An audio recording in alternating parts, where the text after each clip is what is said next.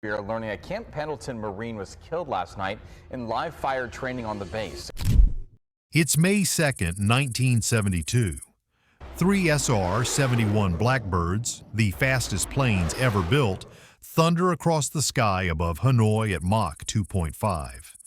Their sonic booms shake windows across North Vietnam's capital like rolling thunder. Deep inside the infamous Hanoi Hilton prison, American POW Captain John Dramese hears those sonic booms. His heart races.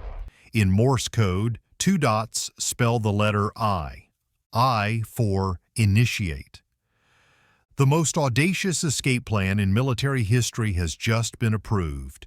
But what happens next will become one of the most tragic cases of miscommunication in wartime. By 1972, Captain John Dramese had already spent 5 years in hell. The Hanoi Hilton wasn't just a prison, it was a fortress of despair where hundreds of American airmen endured torture, isolation, and systematic abuse. But Dramese was different. While other prisoners focused on survival, he obsessed over one thing: escape.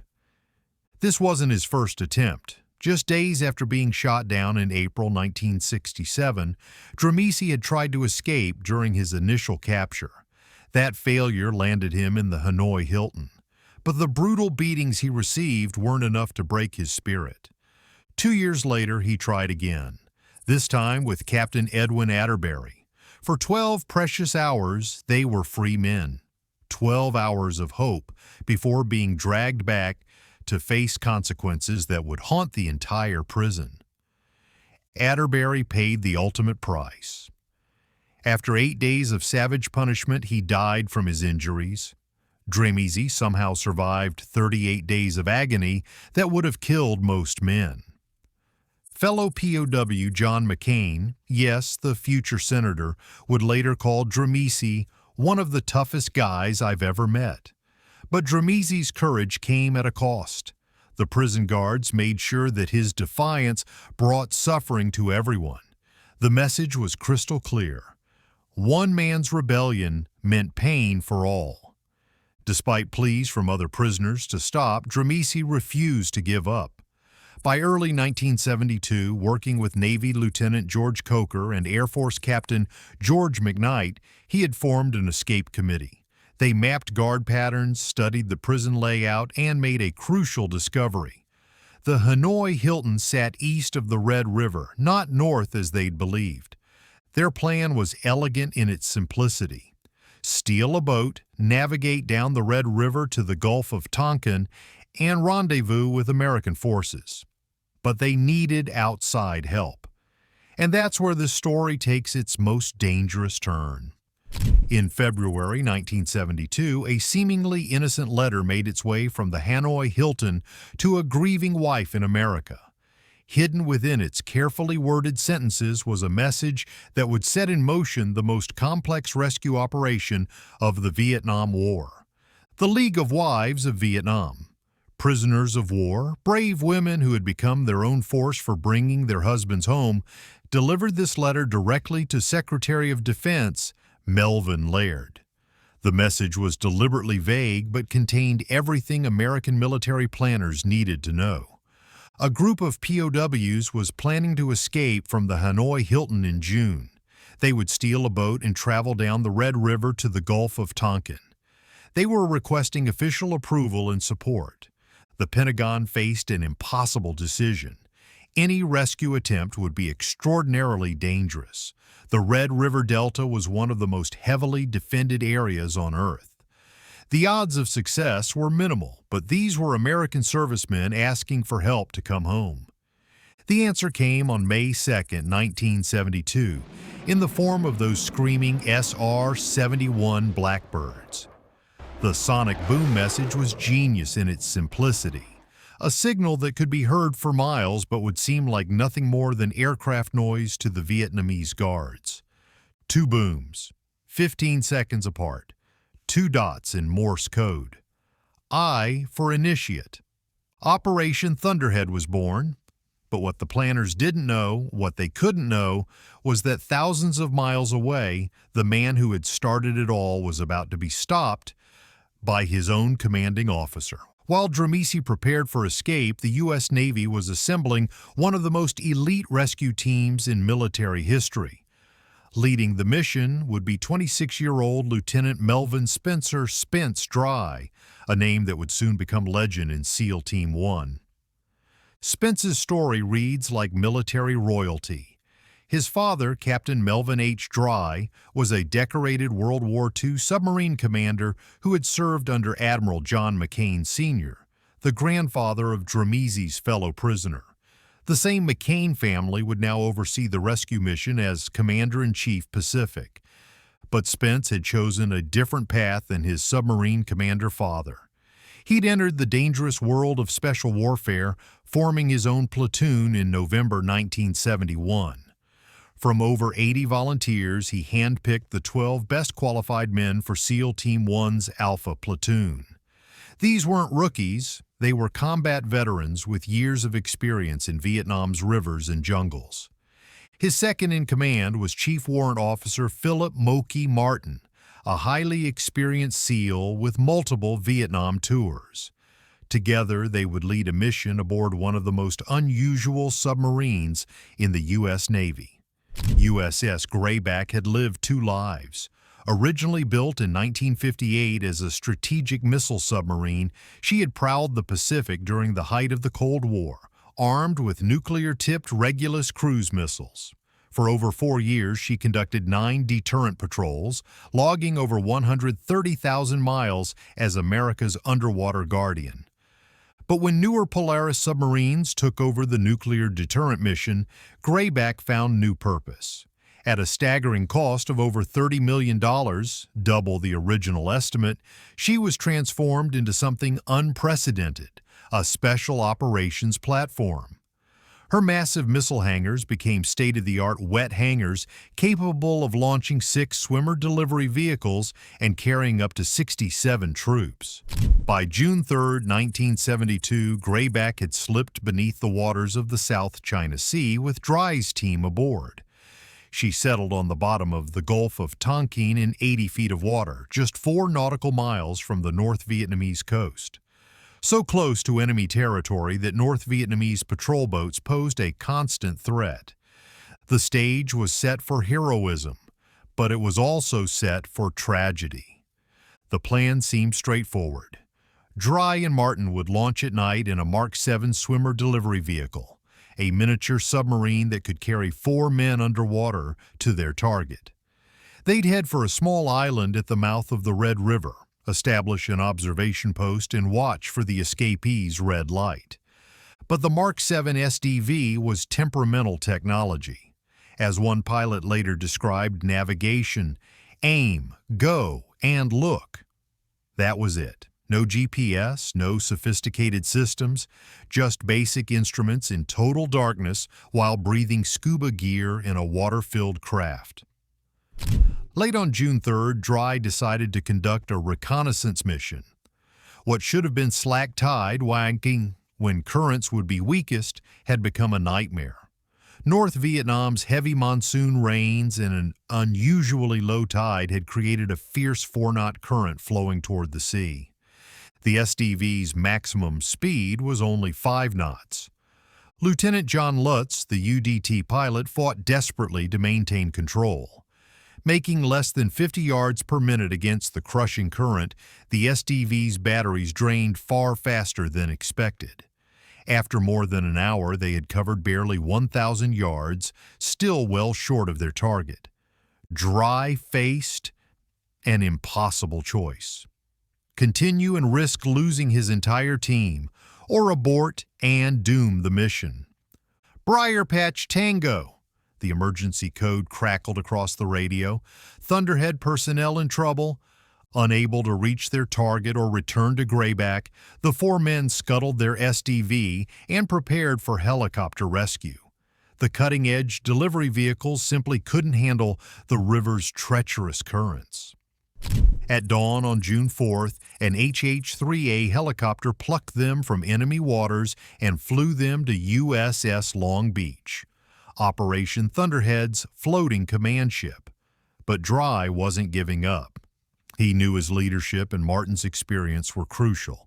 They had to get back to Grayback to share their intelligence and plan the next attempt. The decision was made: transport them back by helicopter for a night water drop, what SEALs called a cast. It seemed routine. It was anything but. At 11 p.m. on June 5th, the helicopter lifted off from USS Long Beach into an overcast night. Weather was deteriorating. Sea state 1 to 2 conditions with winds gusting up to 20 knots. Martin noted the challenging conditions, but the mission was too critical to delay. Flying through darkness over enemy waters, the helicopter crew struggled to locate Grayback's infrared beacon. The submarine was at periscope depth, displaying a rotating red light that should have been visible from the air, but cloud cover and the vast expanse of black ocean made the search nearly impossible. Multiple approaches failed. At one point, they mistook lights from a North Vietnamese dwelling for the submarine's beacon and accidentally flew over enemy territory. Fuel was running dangerously low. North Vietnamese patrol boats were prowling nearby. Then, through the darkness, they spotted a flashing light. It had to be Grayback. Crew Chief Petty Officer First Class John Wilson, a veteran with 29 successful rescues, pushed the helicopter toward the target. But conditions were far from ideal. Strong tailwinds, altitude difficult to judge in darkness, and Wilson didn't trust the aircraft's automatic systems in such dangerous circumstances. Dry sensed something was wrong. Speaking directly to Wilson, he warned they were too high, too fast, and downwind. Wilson agreed. The combination of forward speed and the 15 to 20 knot tailwind meant they would hit the water well over the safe 20 knot limit. But with fuel critically low and enemy patrol boats in the area, they had no choice. Drop! Drop! Drop! Dry turned to Martin. We've got to get back to Grayback. With that, he jumped into the darkness. The impact was devastating. Dry died instantly from what the Navy would later describe as severe trauma to the neck. Martin, despite falling from over 50 feet, survived but was badly shaken. The fourth man, UDT operator Thomas Edwards, suffered broken ribs and was semi-conscious when Martin found him and inflated his life vest. In the muddy waters off North Vietnam, with zero visibility, the survivors called desperately for Dry. But there was no response. The darkness had claimed their leader. What made this tragedy even more bitter was the cruel irony of their situation. The flashing light that had guided the helicopter wasn't Grayback's beacon at all. Earlier that evening, Grayback had launched her second SDV mission, but it too had ended in disaster. The vehicle had immediately sunk in 60 feet of water, forcing the crew to make an emergency ascent. It was their emergency strobe lights, their distress signals, that the helicopter crew had mistaken for the submarine's beacon. They had died trying to rescue rescuers. As dawn broke, both SDV crews and the helicopter survivors were rescued and returned to USS Long Beach. The mission had failed completely. Dry's body was recovered and flown to USS Kitty Hawk. Petty Officer Richard Hetzel, suddenly the most senior SEAL in the unit, would later remember his fallen commander. Spence was a great leader and a friend. I would have followed him to the gates of hell if he had asked me to. Another simply called him one of the best officers that Team 1 ever had. Grayback remained on station for 2 more days, using periscope observations to watch for any sign of escaping prisoners. But North Vietnamese patrol boats were now actively searching the area. On June 12th, Operation Thunderhead was officially terminated. But there was one more cruel irony yet to come, perhaps the cruelest of all. While Spence Dry gave his life in the Gulf of Tonkin, the prisoners he had come to rescue were never coming. Back in the Hanoi Hilton, the senior ranking officer had made a fateful decision. Fearing brutal reprisals from their captors and believing the war was nearing its end, he had ordered John Dramisi and his escape committee to stand down. The prisoners who had planned for months, who had smuggled out desperate messages, who had listened for sonic boom signals from SR-71 Blackbirds, never left their cells. The escape that had triggered America's most dangerous rescue mission of the Vietnam War never happened. The communication breakdown was complete. The rescuers didn't know there was no one to rescue. The prisoners had no way to tell the outside world that their escape had been canceled. In the fog of war and the isolation of the Hanoi Hilton, two groups of Americans, each trying to help the other, had been unable to coordinate their efforts. The prison's senior ranking officer had been correct in his assessment. The POWs from the Hanoi Hilton were released less than a year later as part of Operation Homecoming in February and March 1973. John Dramisi was famously photographed at Clark Air Force Base holding a small American flag he had made by hand while imprisoned, a poignant symbol of his unwavering loyalty and determination to make it home. But Spence Dry would never make it home. On June 12, 1972, Captain Melvin H. Dry received notification of his son's death while stationed in Scotland. The official Navy message was brief and devastating. Lieutenant Spence Dry had lost his life in a training operation. The next day, this decorated World War II submarine commander, a man who had served under Admiral McCain Sr., made a single entry in his diary: desolation. But Captain Dry sensed something wasn't right. His son had been buried at Arlington National Cemetery with full military honors on June 22nd. But the training accident explanation rang hollow to those who knew Spence and his unit. Operation Thunderhead had been so highly classified that even the men who participated couldn't discuss it, not even with each other. The surviving SEALs were sworn to secrecy about. Captain Dry began a lonely 25-year crusade to uncover the truth about his son's fate and secure proper recognition for his sacrifice. He sought meetings with Navy officials, requested files, pursued every lead. The Navy consistently denied his requests, maintaining that Lieutenant Dry's death was not the result of enemy action and therefore didn't qualify for a Purple Heart or combat recognition. The stonewalling was complete. In 1977, 5 years after his son's death, Captain Dry wrote in frustration, "In nearly 5 years, I've been given no information about exactly what happened at the scene of the accident." It wasn't until 1981, 9 years later, that Commander John Chamberlain, Grayback's former captain, provided a personal letter with a fuller accounting of what had really happened that night in the Gulf of Tonkin. Meanwhile, the Naval Academy refused to include Spence Dry's name on their memorial listing graduates who had died in action, maintaining that he didn't qualify unless there was an official determination. Captain Dry passed away in 1997, his quest unfulfilled. He was buried alongside his son in Arlington National Cemetery, never having seen the Navy properly honor Spence's wartime sacrifice. On their shared tombstone, the captain's submarine dolphins are engraved at the top, his son's seal trident at the bottom. 2 generations of naval warriors finally reunited. But the story didn't end there. In 2005, 2 of Spence Dry's Naval Academy classmates, retired Navy captains Michael Slattery and Gordon Peterson, published a detailed account of Operation Thunderhead.